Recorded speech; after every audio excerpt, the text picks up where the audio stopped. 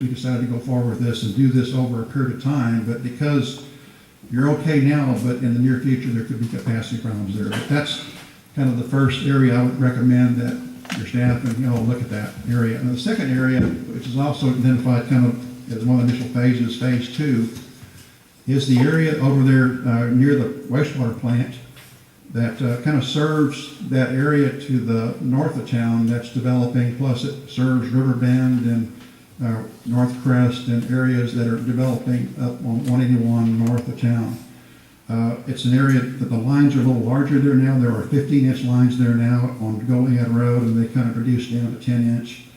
But there's a segment there that starts at the plant, goes basically kind of northwest from the plant, Goliad Road, and it goes up Peach Street, and then turns on First and goes north on First, and then goes up through an easement up to 181 and to the intersection there of Silent Springs Road. But the line size areas starts basically where it's a little bit north or a little bit east of where North Crest ties in, and where that area needs to be looked at and addressed as quickly as possible as far as line sizes. And that cost there, it's about the same length, but because the pipe diameters are larger, instead of the 15-inch, we probably want to put an 18-inch pipe in and some other larger pipes going up. That cost is probably in the $1 million range. So again, that would be something that we would work with y'all, or y'all would need to look at, phase it over time, and not do it all at one time, obviously, unless there was a grant or something that was obtained for that. So those are kind of our sewer model. Those are kind of the two major areas I'd recommend you look at first. And again, we'll coordinate with you and your staff on how we would do that.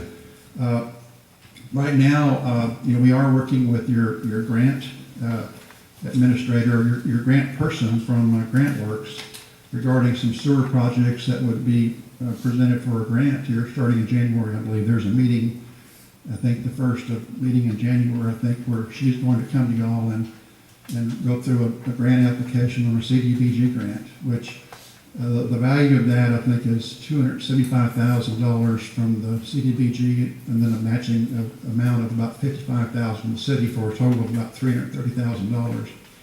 And I'm going to be providing her some estimates of projects that are probably focused on that first phase area, and to try to fit something in there that would work well for that amount of money. And I think she will then present that to you in January, and I think the grant is actually due in February, end of February. So there's still some time there, and I'll be working with the city manager and her staff to kind of determine what projects would fit best in that grant application. So that's kind of where we are on the sewer model. And again, I would definitely recommend as soon as possible to try to get one of your staff members trained on GIS so you can start maintaining that system yourself.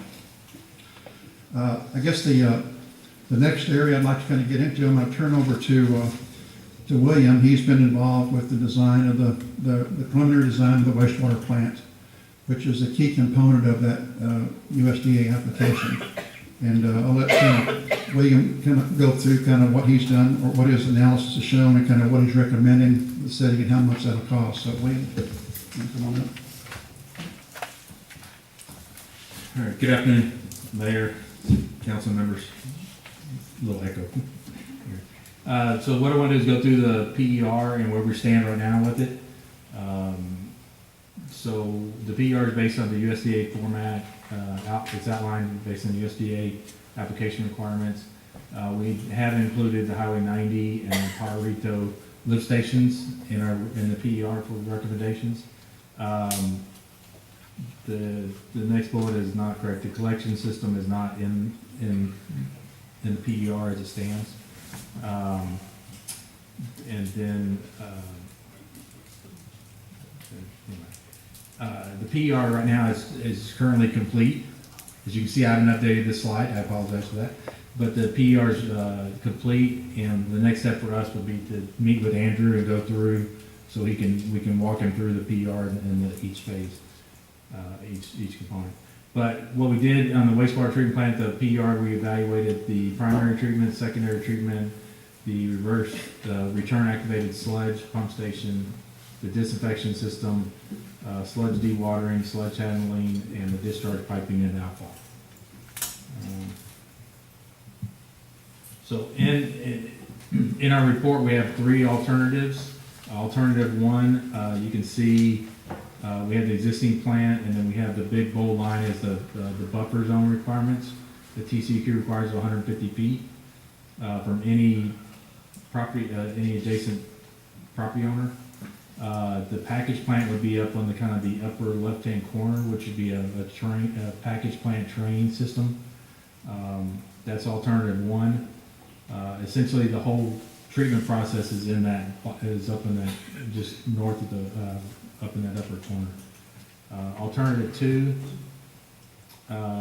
we color coded this one.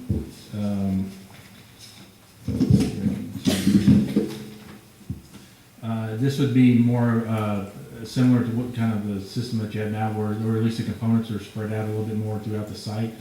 But I would say the teal kind of color would be a carousel oxidation ditch, and then the two orange or the darker orange color ones would be two new clarifiers, 62 foot diameter clarifiers.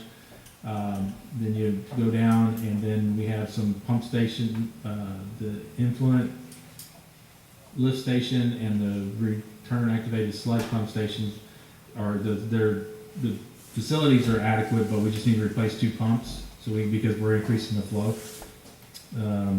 we would get a new disinfection system, which is the little dark blue in about the middle, rectangular shape. And we're proposing to stick with the chlorine gas system that you have right now. And then the green box towards on the bottom would be the belt filter press or the sludge dewatering facility. In addition to this, because we would be increasing the flow, the capacity of the plant from 0.9 to 1.2, we would need to increase the effluent line. And then at the end of the effluent line, we're looking at some type of weir box that in the future you could potentially use for reuse. So you could, whatever effluent comes out, you could use sell or use for reuse. So that would be alternative two. What? Such as a gray water? To reuse the water, or? I would say similar, but it'd be more. It would be a type 1 reuse, so you could use it for if you were to sell it to say golf courses or public land or any, but for irrigation. Would be the main purpose. Which nowadays that's a big push because of the drought. Is everybody and the reuse you don't have to adhere to the stage 1, stage 2 water restrictions. So, and to kind of give you an idea on the color coding and some pictures of what the equipment looks like, this would be the carousel or the oxidation ditch, similar to that. And then if you went into the clarifiers, these would be two new clarifiers, right? You currently have two. One we're going to decommission, the other one we're going to use for the spare, but these would be two new clarifiers. And then the belt filter press for the dewater facility would be here. And then there's a picture of one, and then I have an example of kind of the process so you can see, because it just looks like a big machine. But essentially the sludge is laid on the flat part and runs through, and then the belt basically compresses the water out of the sludge to dewater it, so so it reduces the weight, and then it dumps it out at the top, where you'd have a bin or some kind of container. So with that said, our recommendation, recommendation would be alternative 2, for which would be more of it would be a conventional treatment plant, and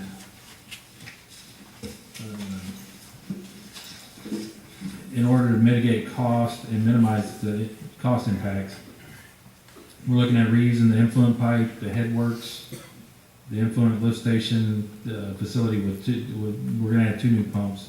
We're going to utilize clarifier number 2 to be used as a backup. And then the return activated sludge pump station would stay with 2 new pumps. The new equipment would be a 1.2 million gallon aeration basin and 2 new clarifiers, a 1.2 MGD chemical building, sludge belt filter press, a discharge weir, flow meter, and effluent pipe. Then there'd be site grading, electrical, a generator, and controls, this would be a SCADA control system. So basically, we control everything's through radio waves, and so it'd be state-of-the-art system. And then we'd upgrade the Highway 97 and the Farito lift stations. The estimated cost for all that, the estimated cost for the wastewater treatment plant is $4,353,000, and the lift stations are $550,000 for both of them combined. So the total would be $4.9 million, approximately $4.9 million.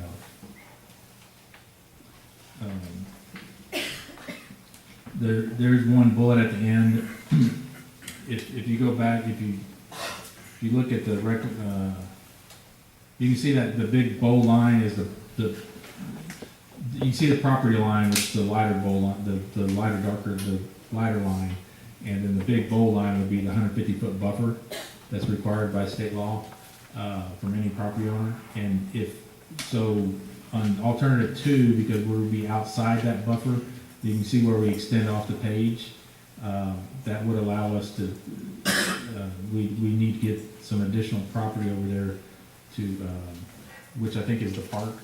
Catalina Park. Yeah, I think we spoke with the manager about that. I think y'all are in the process of transferring that, I believe, or thinking of transferring that back to the city. So that hopefully that buffer issue will not be, and even if it still remains a park, it's just a matter of gaining, approval from the owner of the park that allow us to be within that buffer. So we can look at that more closely. But when I spoke with the city manager, I think they all are working on trying to transfer that park to the city.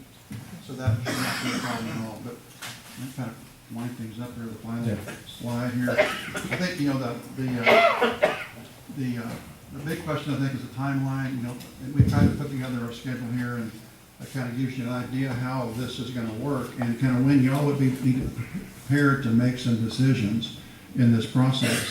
Now that we've completed the PER, that was the last remaining point that we needed to have done to submit it to the USDA, and that defines the project cost. The initial application, when y'all submitted the application about a year ago or whatever, I can't recall what day it was, but y'all were using an estimated cost, I think, from another firm back probably several years ago of about $3.5 million, I believe. And now that we've, finalized, I kind of got a better handle on the design and what we're going to do, and also we're looking at adding these 2 lift stations, which are critical. These 2 lift stations, they're operating fine right now, but they do not meet current standards.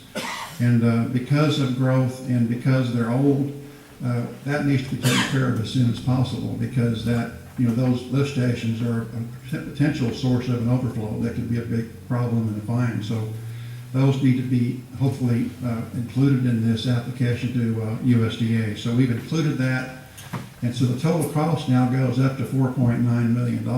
And so, with this, the next, probably right after the first of the year, we'll be meeting with the city staff and meeting with USDA to talk about this increase from 3.5 to 4.9 and try to study that, determine, there was a rate study done back when this initial application was done for the 3.5 million. I believe that study indicated y'all took care of some rate adjustments at that time, but the key there is USDA needs to be able to put this loan/grant package together, and then we need to be able to present back to y'all and to USDA that the city can fund this, that y'all can handle the details, the terms of that loan over a longer period of time. So that's kind of where we're going to be in this next few months of the first of the year.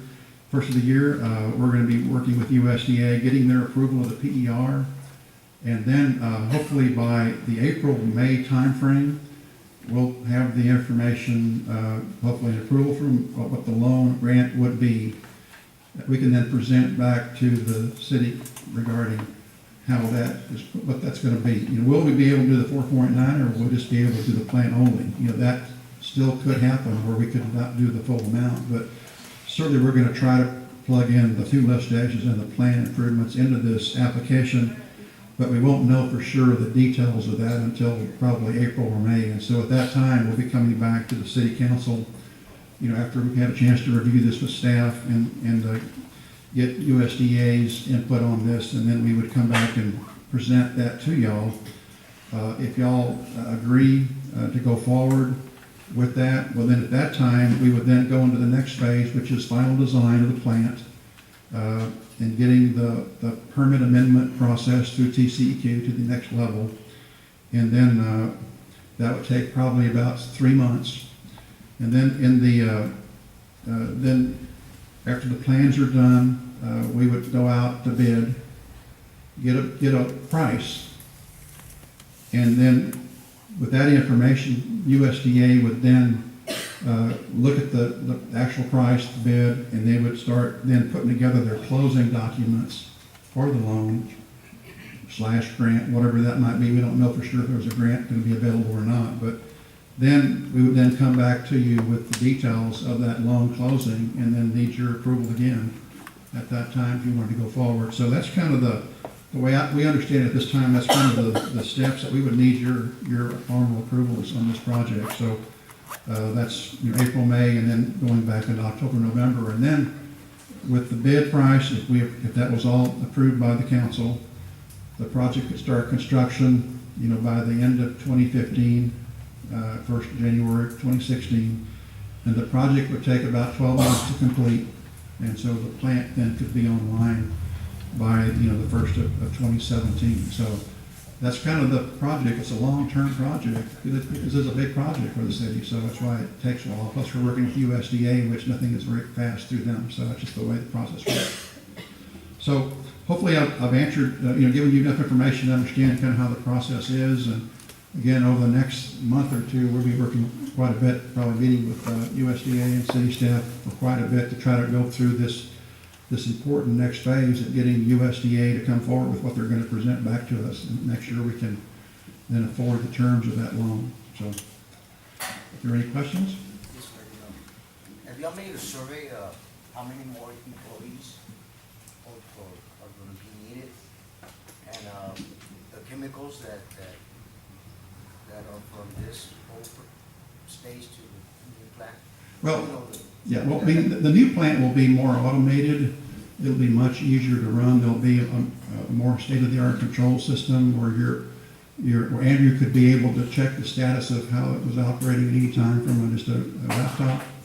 There'll be a lot of those kind of bells and whistles that are typically part of all plant expansions nowadays. So the plant will be designed to be much easier to operate, easier to control, but we have not looked at, the cost of chemicals, the other things that may go into it at this time. We'll probably have a better idea of that once we have the design further along. But those are things that, at some point we'll probably need to look at, but we have not at this time, other than we know we're going to go forward to try to minimize the operator time that it takes. Like right now, your plant, this new plant will probably take less time to operate than you're having to deal with now because of the breakdowns that are occurring or maintenance issues that need to be taken care of now in your old plant. So hopefully Andrew and his staff will have a little easier time at it and not have to maybe add more staff to be able to run a larger plant. Just by having a larger plant doesn't necessarily mean you have more employees to run it. It's just going to be a matter of using the current state-of-the-art equipment and minimizing the efforts that the guys out there now have to do every day. So. What's the time frame to identify someone for the GIS training? Well, that's your choice. I mean, right now, we've given you the information and the tools to do it, and we can continue to work with y'all. Whenever y'all need updates, we can help you with our CAD people to do that. But I would think the long-term goal is y'all should try to get someone, Andrew or someone on his staff, to be able to be trained to run this themselves, because then that's the way you can continually update and not have to be relying on outside consultants. So it's your call on the timing. It's whenever y'all think y'all want to budget that, when you have the staff that's willing to go through that training to do that. So I would say you probably want to train somebody and then have that person come back and train somebody else, so you at least have 2 people who know how to operate the system. And again, it's not a real complicated system. It's just what everybody uses. All the utility companies use GIS. It's not anything different than any other utility or city is using. So if you add staff in the future, that maybe one of your criteria is have someone who has GIS training. I'd like to ask that of our Yes, we have considered it. We just received the information in reference to that. What we want to be able to do is if we bring staff online, that we can actually have this certified in this equipment. But also in doing that, we need to do the software as well as the hardware as well. So we need to make sure that we actually have internet access at the sewer plant, which we really have a limited amount right now. We need to also add security cameras, so that would be all in that phase. Did we budget for that in 2015? No, ma'am, we did not. I didn't think so. Thank you. Thank you. What's the nearest city? Where's the nearest city that operates and uses the GIS software? I don't know, maybe probably just about everybody, right? I mean, it's, That's pretty cool. Yeah, I was at a training today, and Pleasanton had just started bringing theirs online for their GIS system. And we're going to be working in conjunction with Pleasanton in reference to training to assist them, so we will be able to use their system to see how it works. yeah, this is pretty much a common tool that's used by almost every city. TNRES, State of Texas organization, they update the GIS data from, pretty regular basis, and if you have this software, you can draw on that database that's statewide to update, whatever addresses, block maps, whatever the appraisal district does something on their maps, you can automatically have access to that information and update your map. So it's, as properties develop, when new subdivisions go in, that can be brought in through GIS. You don't have to have someone draft that up or transfer that, it just comes in automatically. And that's where I was going, at least you have someone local to where, you'd be able to have some type of users group of some sort, Sure, I mean, this is something that, bounce off ideas off of a local. sure, I mean, the appraisal district folks, there's a lady over there, I think, who handles all their GIS, and that's exactly the same system everybody uses, so it's nothing unusual. Thank you. Mr. Hyman, can I get a copy of your presentation? Sure. Yes. Any other questions? Thank you very much.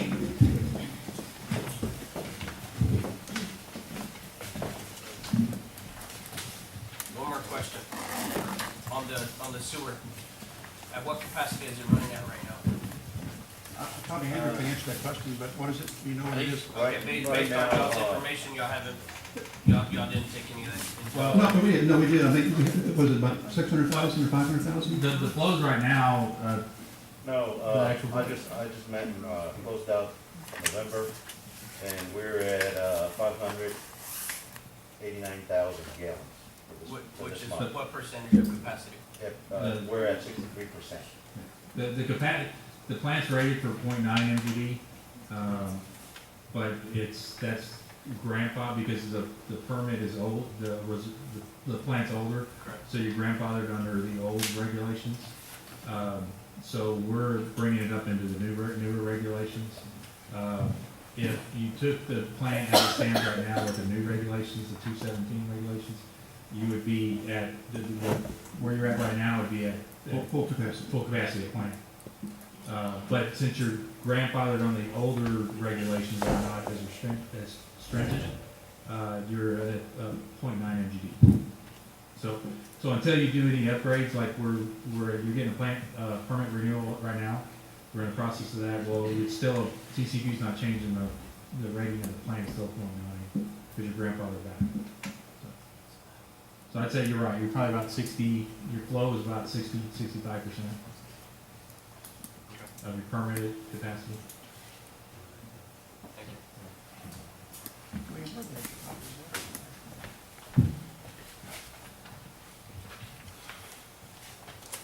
Okay, now we're gonna go on to item 2I, Phelps 2015 capital and operating budget. Mr. Wiki?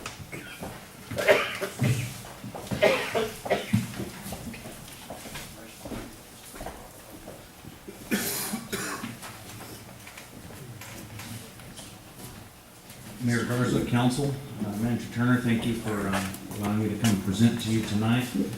We provided copies to the council of the presentation, but I brought extras if you're short or you need more, if you need them. Does everybody have a copy of this presentation right here? It's in the file.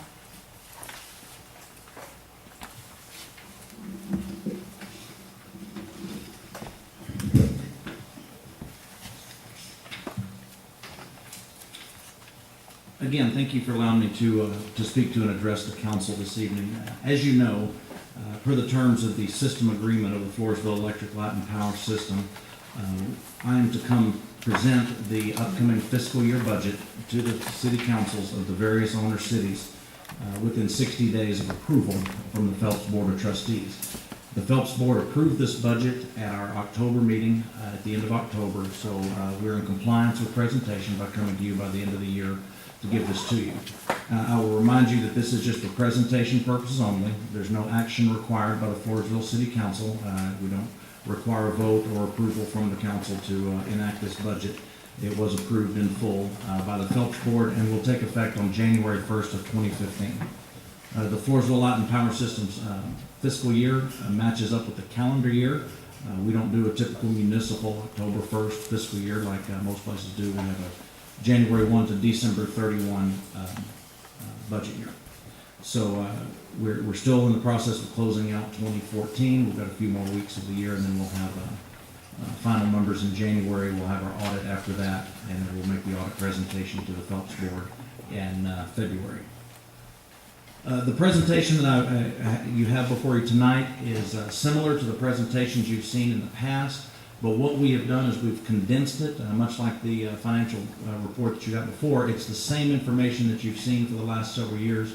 We just have it on fewer pieces of paper. We took a 26-page presentation, condensed it down to about 16 or 17, but didn't cut any information out. We just made it more efficient and easier to read.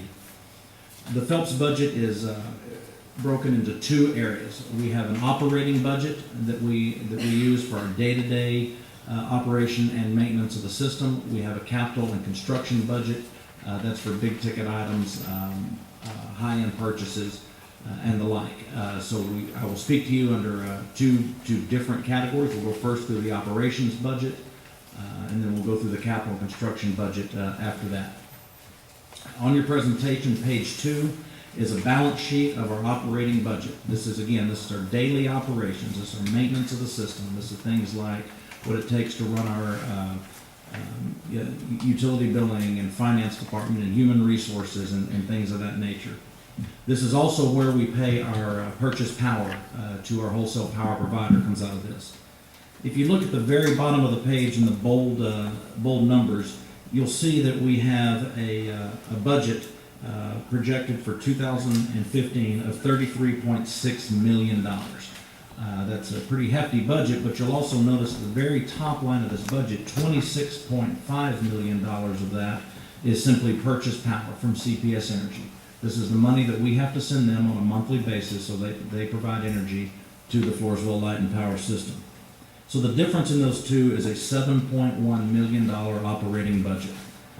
This is an increase from years past. We have a higher operating budget than we have in the past because we are putting a bigger focus in 2015 on maintenance of the system. We've spent the last several years doing construction and build out of lines to the Eagle Ford shale oil areas. I'm not going to tell you that we're completely done with that, but I can tell you that our construction part for our side of it has slowed quite a bit, which is a good thing for our system, that we have a more robust, built-out system through a lot of our territory. But now that we have that done, we're able to come back and do things more related to routine maintenance on our system, something we've not been able to do since the oil boom came about. Our resources were allocated out to get the lines built and the system put in place to accommodate all of the growth that we've had for the Eagle Ford shale. But unfortunately, because of that, we've had to neglect some of the day-to-day maintenance and things that need to be done. And so we're going to shift our focus back and spend more time doing maintenance and hopefully improve reliability and make the rest of the system more robust like we have done for the Eagle Ford shale area in the southern part of the territory. Now, Mayor, I can go through this any number of ways. We can go line by line and let you ask questions. I can give you a high-level view. I told the other two owner cities I can give you a 5-minute presentation. I can give you a 2-hour presentation on this. However, at 5, I can do anything in between. So I will tell you this. As I go through this, if you feel that I'm speaking too fast, too slow, just give me the high sign. If you want to stop and ask questions along the way, feel free to do so, or we can hold questions to the end. I'm here to present to what the council wants to hear, and so I'll do this in the way that you like. Mr. Dickey, can you, when you touch on the balance sheet, kind of elaborate a little bit on a couple items, whether it's like a significant increase or decrease? Sure, absolutely, absolutely. Well, the biggest areas that you're gonna see an increase is in the very first area. We've broken this down, budget. You see we have purchase power, look in the far left column, and then we have the headers of transmission, distribution, non-productive labor, storeroom, customer accounts, and then general and administrative. In the transmission area, we have virtually no change. We own a very small section of transmission line that runs between the substation in Floresville on A Street and the Sutherland Springs substation about halfway between Stockdale and Lavernia. This is a very good revenue source for the electric utility. We're very fortunate to have that piece of transmission line, even though it's very small. But we do have some expenses that come with owning that as well, and that's what that is. The next group you see there is called the distribution system. This is where we're seeing an increase in a lot of our areas. This is where our maintenance of the system comes in, what I mentioned before. We're taking funds that we normally would have spent in the capital area and resources we put in the capital and for new build-out construction. We're going to spend more time in the maintenance area for system operations, system maintenance, and streetlight maintenance. These are just areas that over the years, just because of the emphasis that we've had to put, we've just had to neglect these areas. And so we're going to come back and try to remedy those issues. And I'm not saying that we did a bad thing over the last several years. When we had to get those lines built, we had to accommodate the very unexpected and very sudden growth that we had in the system. It's just a matter of where the resources were available. And so this is why you see a big increase there. This is added emphasis on maintenance to the system. The next group you see here is called non-productive labor. Essentially, this is what our employees we budget for: their vacation time, sick leave time, jury duty time, bereavement leave, things of that nature. You will see a decrease in vacation and sick just because we're doing a change in accounting practice. We do have employees that are working on a capital and construction project. Historically, we've only billed materials and general labor to those accounts. We're able to also bill some certain amount of sick leave time and vacation time for employees who are at benefits time, for lack of a better term, while they're working on that project. So we'll be paid that out of the capital budget versus out of the operations budget. The next one is called the storeroom expense. This year we've just completed our first ever full inventory of our warehouse. Historically, Phelps has only inventoried a few items in their warehouse: transformers, poles, wires, and meters.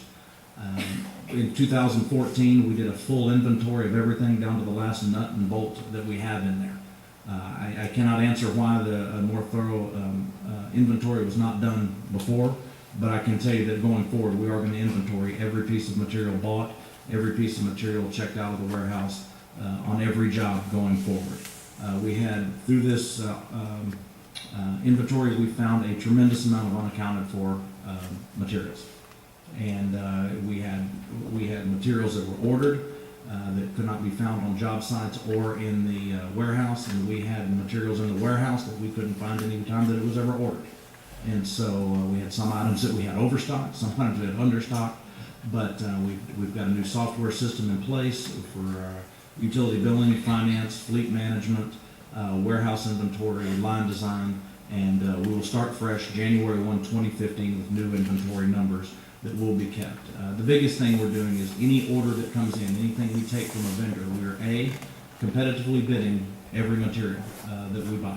We don't just call up vendors and say, send us this anymore.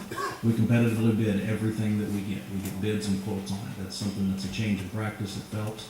Second thing is when a material is ordered and received, we're requiring our warehouse staff to match up the packing slips with the invoices.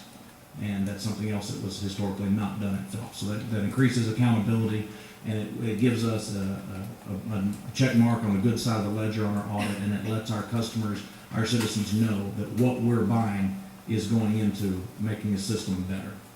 And so that's why you see a reduced storeroom expense. One thing we've done this year is we just have a habit of just purchasing materials every 3 months or every 6 months without a lot of regard of do we need these materials or not.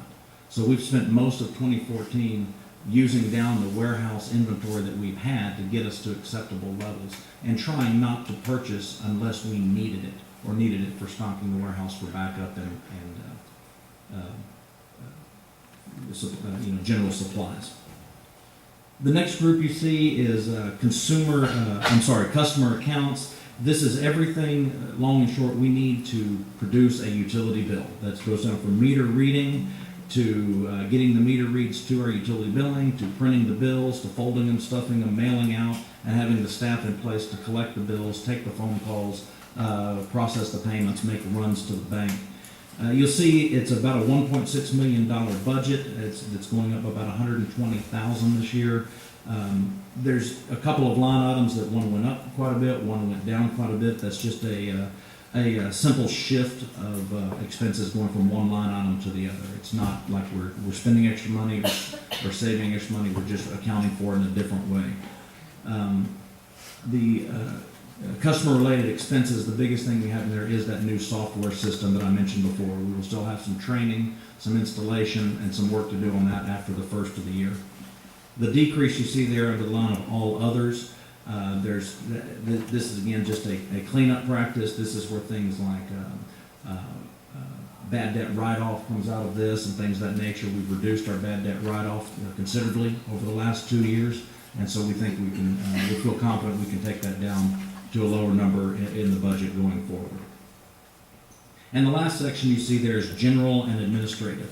The administrative payroll, this is for things like the general manager, the human resources manager, finance manager, things of that nature. Professional services are our consultants that we use.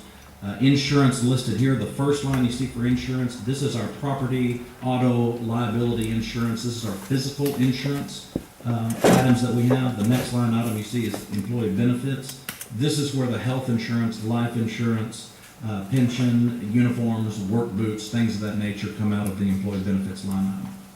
The line for franchise fees are what we pay to the cities of Livonia and Falls City.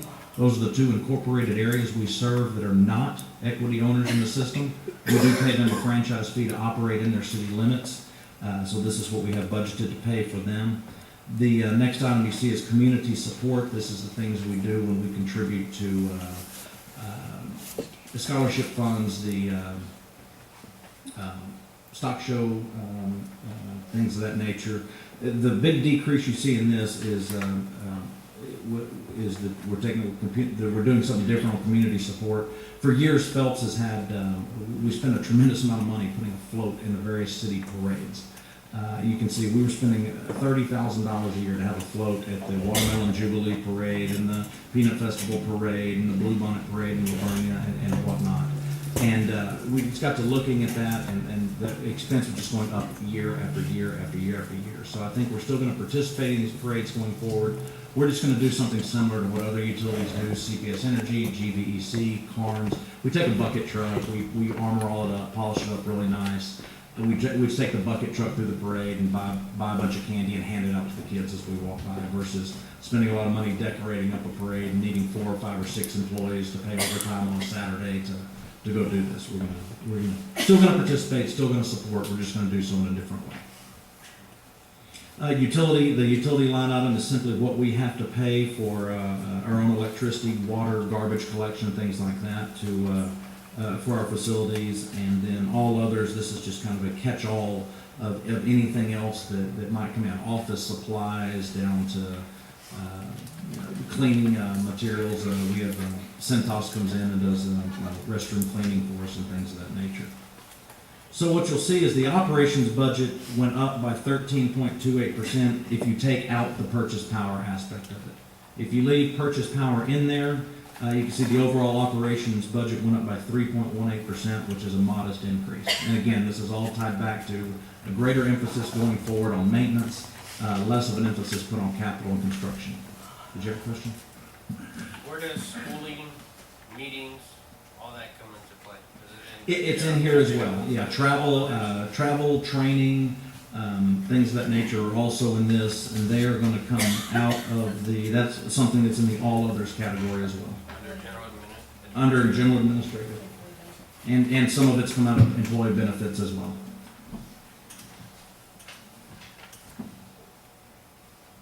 Are there any questions about this balance sheet for the operating budget?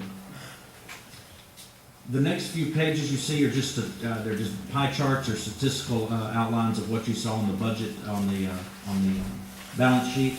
This, what you see on page 3, you notice the big pie chart there, 79% of our operating budget is purchase power. So without question, the biggest expense we have is what we pay to CPS Energy and then in turn turn around and bill our customers. Only 21% of our operations budget comes for things outside of purchasing the electricity from CPS Energy. Flipping to page 3, we take that small maroon 21% section that's all other, and we break that down. So what you see on page 4 is a pie graph breakdown of everything on our operating budget that is not purchase power. So this goes from everything from transmission operations, which is small. The 29% maroon section is distribution operation, which is the maintenance of our system. Same thing I talked about before on the previous page. Our labor overhead is 12%, the yellow section. The orange section is the customer-related expenses, utility billing and the like. The storeroom expense is that small purple 4% section. And the general and administrative, which is salaries, benefits, consultants, and whatnot, is about a third of our operations budget.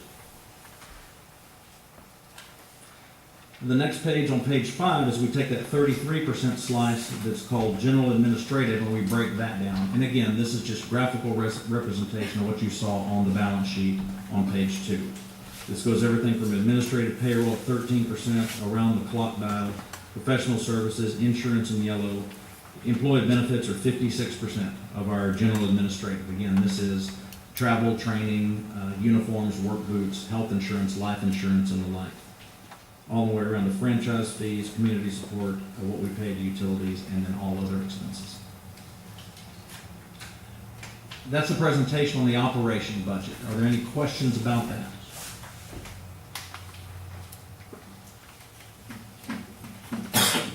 Okay, beginning on page 6, you'll see we have a balance sheet for the capital and construction budget. Same format as on page 2 with the operations budget. You have the actual budget numbers from 2013, what we budgeted for 2014, what we project will actually happen in 2014, and then the forecast budget for 2015. There are 3 major categories to this. The first couple of lines is we call it transmission and substation. The middle section is called distribution, and then the very last section is called general and common. There's several higher and lower numbers on this one, and this is on the capital construction budget. This is something that's going to fluctuate from year to year to year. You know, we make a projection for the amount of work we're going to be able to do on the capital side of things, and that is always going to be a moving target. You know, there's a lot of projects that will start in one fiscal year that will finish in another fiscal year, so we'll have them budgeted for 1 year, and then they won't be complete, so the finances don't incur until the next year. You'll notice we budgeted $6.7 million for 2014. We only project to spend about 4.8.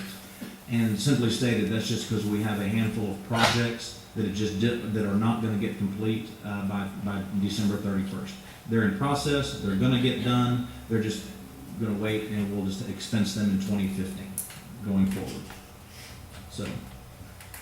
But the forecast budget that we have for 2015, we expect to spend about $4.7 million on our capital construction, which is going to match about what we project to be the actual expenditures for 2014. We will, if you remember, I came to you in the summer and we issued $9 million in debt for the next 3 years.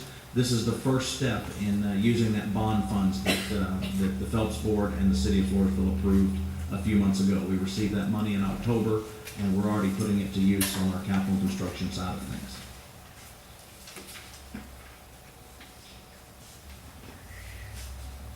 On this transformers, 367% increase?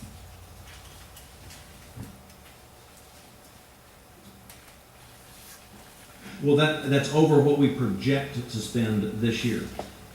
If you'll notice, our budget for 2014 was $500,000.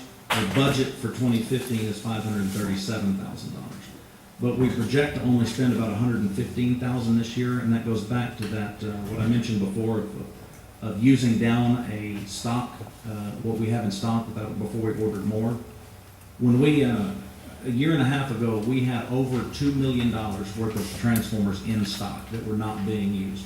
And instead of laying out more capital and spending more money, we thought it would be better for us to reduce the inventory that we had. That's why we didn't spend as much money in 2014. So when you go from spending roughly 300 to 400,000 a year every year in transformers to only spending about 115 this year, because we're bleeding down the inventory and stock, when we go back to what may be normal expenditures next year, it looks like a big jump from one year to the next.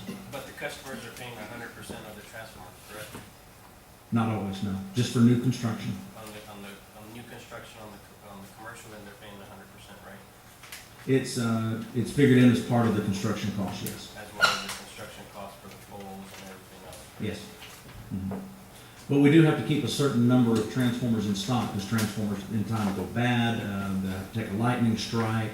There is some upgrades that need to be done to transformers that were undersized, the business has expanded, so there's a good number of our transformers to use that are fully at Phelps' expense, that are not reimbursed by commercial construction.